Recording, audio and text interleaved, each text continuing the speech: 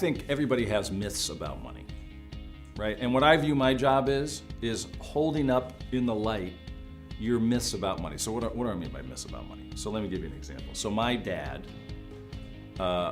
was an executive his whole life, and his accountant told him, these were his two myths. His accountant said, Bob, when you retire, you'll be in a lower tax bracket and you'll own your own home. So think about it.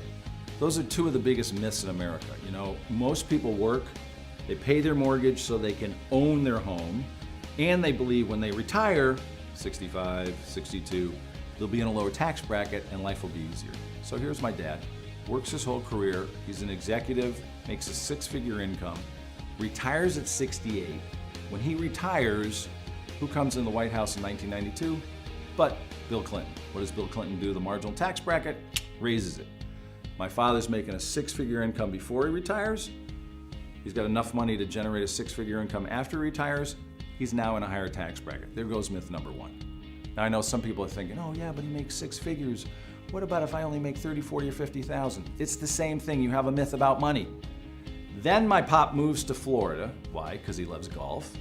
To build the house of his dreams on the golf course of his dreams, right? And his financial advisor says to him, Mr. Epstein, I want you to take out a mortgage. And my father's like, I don't take out a mortgage. I'm going to pay cash for the house. And the guy says, no. I want you to go look for a mortgage. And he says to his financial advisor, well, how many years? And the guy says, 30 years. And my father says, what are you, crazy? I'm 68 years old. I'll be dead before it gets paid off. And his financial advisor says, yeah. Guess who his financial advisor was, right? So I say, Pop, go to the bank. Now watch the numbers. Back then, 1992, interest rates for a mortgage was like 5%.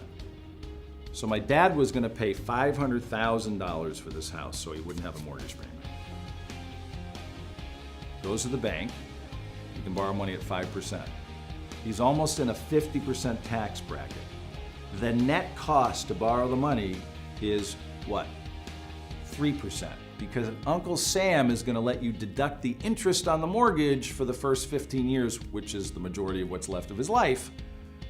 I said, Pop, if we can't make you net on your money more than 3%, fire me as your financial advisor. We averaged 7 to 8% throughout the rest of his life.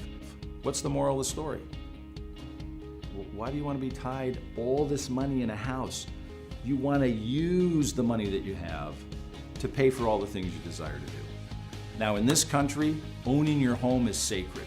So what I've just explained, many of you are probably going, this guy is crazy.